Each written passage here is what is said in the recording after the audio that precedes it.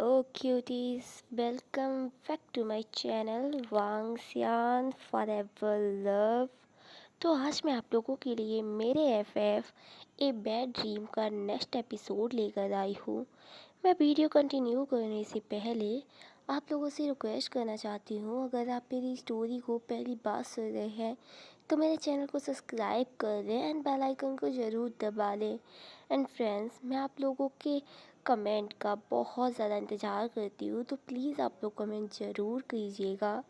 तो अब ज़्यादा ना बोलते हुए हम अपनी स्टोरी की तरफ चलते हैं। जैसा कि हमने प्रीवियस वीडियो में देखा था, हमारे वांग जी को गुसू की लाइब्रेरी में उस डीमन की एक बुक मिल गई थी एंड जिससे वांग जी बहुत हैप्पी हो गया था कि अब उन्हें इस चीज़ का सल्यूशन मिल जाएगा। एंड वांग जी उस बुक को रीड करने लगता है एंड थोड़ी देर में वहाँ वींग आता है एंड वांग जी को पीछे से हक कर कर उसे किस करते हुए बोलता है, अब फाइनली हम दोनों एक हो जाएंगे, हमें कोई अलग नहीं कर पाएगा। एंड तभी वहाँ पर राजकुमारी आ जाती है एंड वो वांग जी के हाथ से बुक छीनते हुए बोलती है, तुम ये क्या कर रहे हो? और तुम किंग, तुम्हें समझ नहीं आता है क्या? कुछ दिनों में मेरी और वांग जी की वेडिंग होने वाली है और तुम इस तरह का बिहेव कर रहे हो। एंड ये सुनकर हमारा विंग जो गुस्सा हो जाता है बोलता है, तुम स्टूपिड हो, पागल हो, तुम्हें समझ नहीं आता? मैं और वांग जी फेटेड मैड हैं, तो हमें तो मिलना ही था और कुछ भी हो जाए तुम कुछ नहीं कर पाओगे। एंड वो दोनों जो आपस में बहस करने लगते हैं, ये देखकर हमारा वांग जी जो गुस्से में चिल्लाता है, बस बहुत हो गया, तुम दोनों चुप करो। एंड वो राजकुमारी के पास जाता है और उसका हाथ पकड़ते हुए बोलता है, राजकुमारी मुझे माफ़ कर दें, मैं इस शादी से कभी भी राज़ी नहीं था और ये होना ही था, क्योंकि बिना मर्जी के कोई भी शादी या कोई चीज़ नहीं हो सकती है।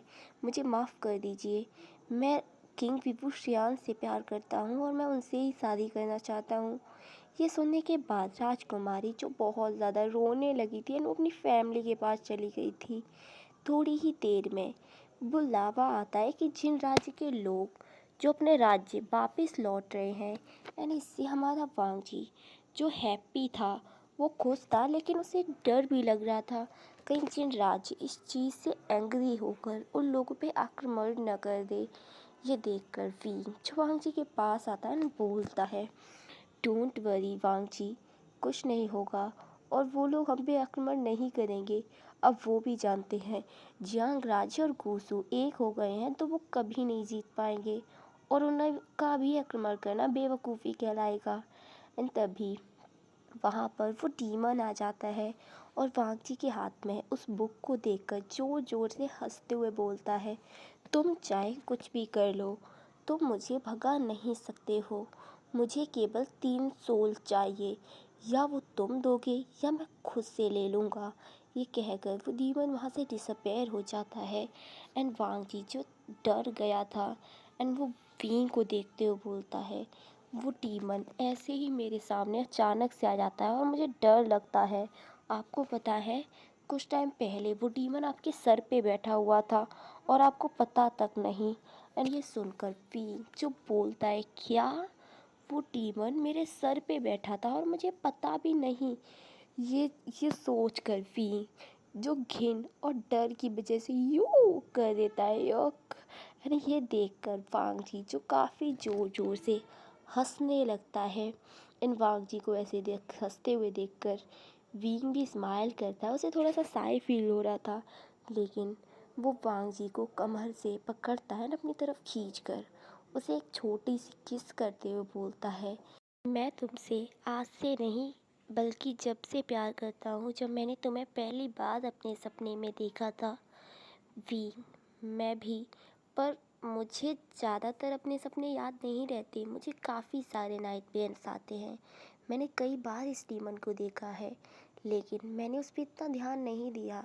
जब मैंने पहली बार उसे देखा तब मैंने नोटिस किया कि ये तो मैंने कई बार अपने सपने में देखा है, पर मुझे ज़्यादा से तर सपने अपने याद नहीं रहते।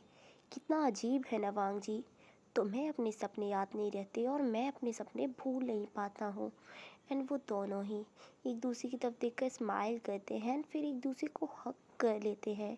एंड एक दूसरे की बॉडी की वार्मनेस को फील करने लगते हैं। एंड हमारा वांग जी जो विंग की बैक को काफ़ी टाइटली पकड़े हुए था, एंड हमारा विंग जो वांग जी की बैक पे अपने हाथ इधर से उधर फिरा रहा था। एंड वो धीरे धीरे वांग जी की बैक पे नीचे और थोड़ा और सॉफ्ट एंड फिल्पी एरिया में अपने हाथ को लेकर जाता है। एंड गाइस आप लोग तो समझ ही रहे होंगे कहाँ लेकर जाता है। एंड वो धीरे धीरे उस पर अपने हाथ फिराने लगता है। एंड हमारा वांग जी विंग को रोकने की कोशिश करता है। एंड वांग जी की रोकते हुए देखकर विंग जो कहता है, वांग जी प्लीज़ थोड़ी देर करने दो ना। एंड अब हमारा वांग जी जिसने विंग को रोकना बंद कर दिया था, एंड विंग जो वांग जी की उस फ्लफी एरिया को बार बार स्क्वीज कर रहा था, इधर से उधर हाथ फिरा रहा था। एंड हमारा वांग जी जो स्माइल करते हुए विंग की बॉडी की फॉर्म नेट को फील करने लगता है। एंड हमारा विंग जो अब धीरे धीरे अपने हाथ को काफ़ी ज़्यादा रफली मूव करने लगता है। एंड अब उसने क्लोथ को हटाना शुरू कर दिया था, एंड वो अब क्लोथ के अंदर से वांग जी की बॉडी को छू रहा था। एंड जिसकी वजह से वांग जी की बॉडी में एक सेंसेशन सी फील हो रही थी उसे, जिसकी वजह से वो विंग को काफ़ी और टाइटली हक कर रहा था। एंड हमारा विंग जो सॉफ्ट जेंटल और ज़्यादा जेंटल हो रहा था, एंड वो उसे कंटिन्यूसली उसके एस पे अपने हाथ को मूव कर रहा था।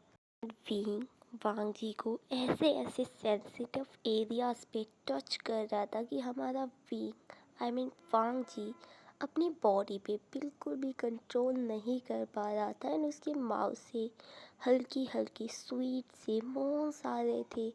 एंड ये सुनकर हमारे विंग को बहुत अच्छा लग रहा था।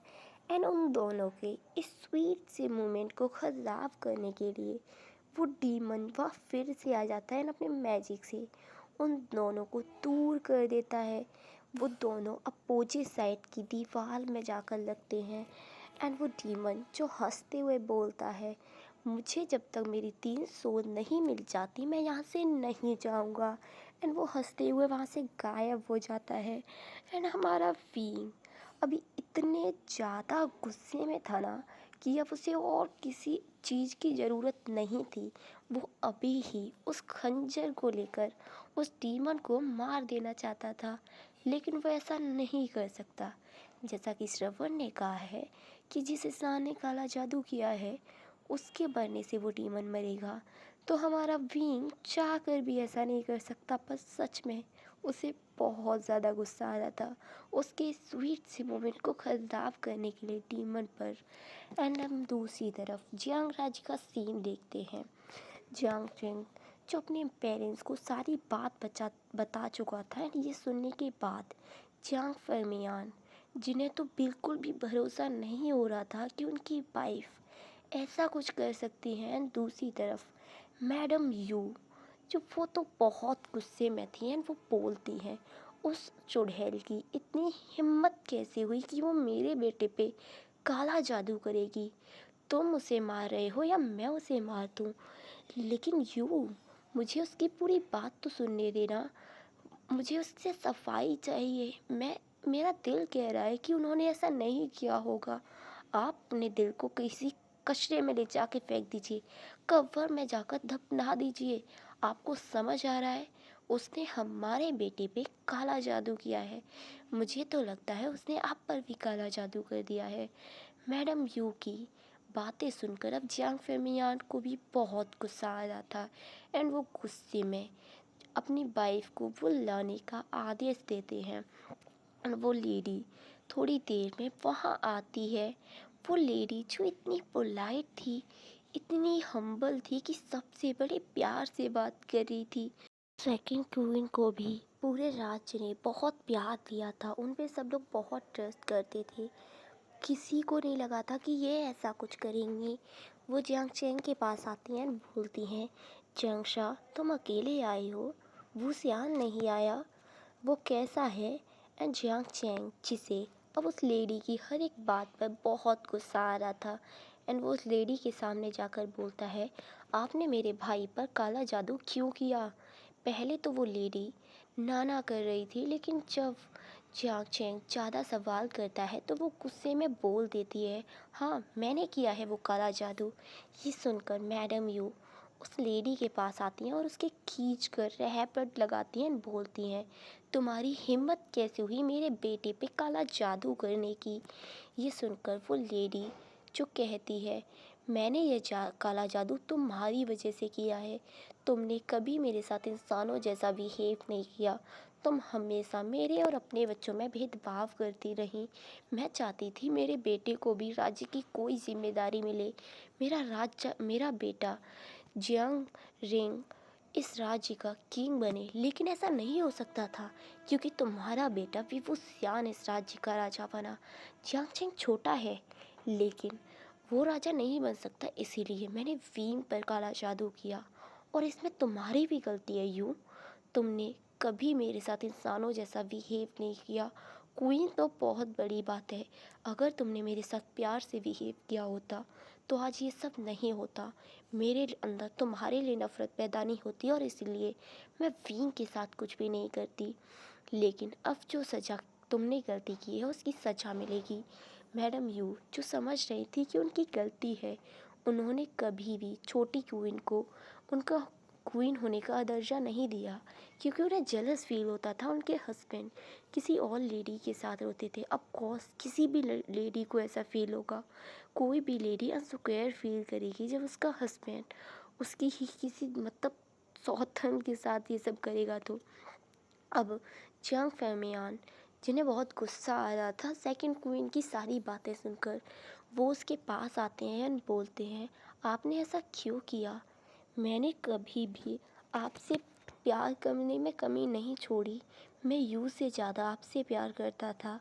ये सुनकर सेकंड क्वीन जो रोते हुए बोलती है, जानती हूँ मैं, आप मुझसे बहुत प्यार करते हैं।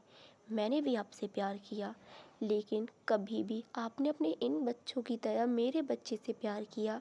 कभी भी आपने राज्य की कोई भी जिम्मेदारी मेरे बेटे पे दी। ये सुनकर जियांग फर्मियान गुस्से में बोलते हैं, आपको समझ क्यों नहीं आता है। आपका बेटा हर वक्त ड्रंक रहता है, वो लड़कियों के नशे में रहता है, वो आए दिन लड़कियों को लाता रहता है। मैं कैसे उस पर कोई राज्य की जिम्मेदारी डाल दूँ। लेकिन अब मुझे मेरे बेटे को बचाने के लिए तुम्हारे सीने से थोड़ा खून चाहिए, जैसा कि श्रवण ने कहा है। पर चिंता मत करो, हम तुम्हें मारेंगे नहीं, हम बस छोटा सा कट लगाकर तुम्हारे सीने से खून लेंगे और जंगसा उसे लेकर चला जाएगा। नहीं, ऐसा कभी भी नहीं होगा। मेरे जीते जी आप ये खून कभी नहीं ले पाएंगे। ठीक है, तो मैं उस खून को ज़बरदस्ती लूँगा। गार्ड्स पकड़ लो इस लेडी को। गार्ड्स आकर सेकंड क्वीन को पकड़ लेते हैं एंड जंग फेमियान अपनी तलवार लेकर जाते हैं। सेकंड क्वीन के चेस्ट पे कट लगाकर वहाँ से ब्लड निकाल कर जियांग चेंग को दे देते हैं और उसे जाने के लिए कह देते हैं। जियांग चेंग उस ब्लड को लेकर जाने लगता है। रास्ते में उसे बहुत सारे घोस्ट मिले थे जो उसके रास्ते में बाधा बन रहे थे, लेकिन जियांग चेंग उन सारी बाधाओं से लड़ते हुए गूसू पहुंच जाता है। गूसू पहुंचने के बाद वो डीमन जो जियांग चेंग को मारने के लिए उसकी तरफ आने लगता है, लेकिन ये बात हमारे विंग आई मीन फांग जी को पता चल जाती है एंड वो लोहे की तलवार लाने की जगह चांदी की तलवार लेकर वहाँ जाता है। एंड जैसे ही वो डीमन चांदी की तलवार देखता है तो वो डर जाता है, वो वहाँ से डिसअपेयर हो जाता है। वांगजी जो बताता है, मैंने उस बुक में पढ़ा था कि ऐसे डीमंस को चांदी और तांबे से डर लगता है और वो ऐसी चीज़ों से दूर रहते हैं, इसीलिए मैंने ये चांदी की तलवार बनवाई। जंगसा उस खून के बाउल को लेकर श्रवण के रूम में जाता है। श्रवण जिसकी हालत अभी भी बहुत ख़राब थी क्योंकि डीमन ने उस श्रवण को बहुत अच्छे तरीके से धोया था, बहुत गंदी तरीके से। श्रवण जो अपने कांपते हुए हाथों से जंगशा के हाथों से उस ब्लड को लेता है एंड वो उस बाउल में जिसमें पहले जंगशा के हाथ डुबोए थे, जिसमें पहले से ब्लड था, उसमें मिक्स कर देता है। और उसमें ब्लड मिक्स होते ही पता नहीं कैसे वो ब्लड पूरी तरीके से वाटर की तरह हो जाता है, वो पानी की तरह दिखने लगता है। सारे लोग चौंक गए थे ये देखकर, उन्हें कुछ समझ नहीं आया। एंड वो शर्वट जो कहता है वांग जी और विंग को यहाँ लाकर बिठा दो, क्योंकि वो फेटेड मेड है तो एक ही परेशानी दूसरे के सर पर जा सकती है, इसलिए उन दोनों का यहाँ होना ज़रूरी है। उन दोनों को लाकर वहाँ बिठा दिया जाता है। वहाँ पर उन लोगों की फैमिली भी मौजूद थी। शवर जो कहता है खिड़की दरवाज़ों को बंद कर दो ताकि कोई परेशानी ना हो। खिड़की दरवाजे बंद कर दिए जाते हैं। एंड वहाँ पर तभी वो डीमन अपेयर होता है। अब उसकी सेना भी उसके साथ थी। उसमें कम से कम 200 सोल थी जो ब्लैक कलर की दिख रही थी, और वो डीमन भी था जो उन लोगों को हार्म करने के लिए उनकी तरफ आ रहा था। लेकिन उस श्रवर ने वांगजी और विंग का हाथ उस ब्लड में जो अब तक वाटर बन चुका था उसमें डालकर एक कागज़ में आंच लगाकर उनके हाथ पर रख देता है, जिसकी वजह से हमारे वांग जी का हाथ जल रहा था। लेकिन हमारे विंग को कोई फ़र्क नहीं पड़ रहा था। विंग जो कहता है वांग जी प्लीज़ हाथ मत हटाना, कोई प्रॉब्लम हो सकती है। हमारे विंग जिसे बहुत वांग जी जिसे बहुत जलन हो रही थी, क्योंकि वो काफ़ी नाजों से जो पला था। और हमारा विंग जिसे ज़्यादा कोई फ़र्क नहीं पड़ रहा था, क्योंकि ट्रेनिंग के दौरान उसके हाथों को कई बार तपती रोडों पे रखा गया था, इसलिए उसे कोई ख़ास फ़र्क नहीं पड़ रहा था। शवर जो कंटिन्यूसली मंत्र पढ़ने लगता है, और वो डीमन उन लोगों की तरफ काफ़ी तेज़ी से आ रहा था अटैक करने के लिए, लेकिन वो उन्हें कर नहीं पा रहा था। मंत्र कंप्लीट होने के बाद शवर उस आग को भजा देता है और उसी ब्लड में मिलाकर उस डीमन के ऊपर डाल देता है, जिससे वो डीमन काफ़ी ज़ोर ज़ोर से चिल्लाने लगता है और जलकर वहाँ से डिसअपेयर हो जाता है। एंड अब धीरे धीरे उस डीमन की जो सेना थी वो भी गायब होने लगती है, और थोड़ी ही देर में सारी प्रॉब्लम ख़त्म हो चुकी थी। वो रूम जो अब तक आत्माओं से भरा हुआ था वो पूरी तरीके से शांत दिख रहा था। थोड़ी देर में हीलर को बुलाया जाता है और वांगजी और विंग के वॉन्स जो हाथ जल चुके थे उन्हें ठीक करवाने के लिए दवाई लगाई जाती है। धीरे धीरे सारी प्रॉब्लम ठीक हो चुकी थी और जियांग राज्य से जियांग फैमिली भी आ चुकी थी, और उन दोनों की वेडिंग की बात होती है और उन दोनों की वेडिंग करा दी जाती है। अब वेडिंग नाइट की बारी है। अब हम रूम का सीन देखते हैं। वहाँ वांगजी जो घूंघट करे हुए बैठा हुआ था, वो बहुत गुस्से में था, क्योंकि एक लड़का होने के बावजूद भी उसे यूं बेल लगाकर एक रूम में लड़की की तरह बिठा दिया है। एंड तभी हमारा विंग वहाँ आता है और वांगजी को हक कर लेता है। अब वांगजी का गुस्सा वो तो बहुत ज़्यादा ही बढ़ चुका था, क्योंकि ऊपर से वो लड़का है और लड़कियों की तरह यूँ घूंघट कर कर बेड पे बैठा हुआ है, उसका इंतज़ार कर रहा है। और विंग जो बेल हटाने की बजाय उसे आकर हक कर रहा है, तो गुस्सा तो आना ही था।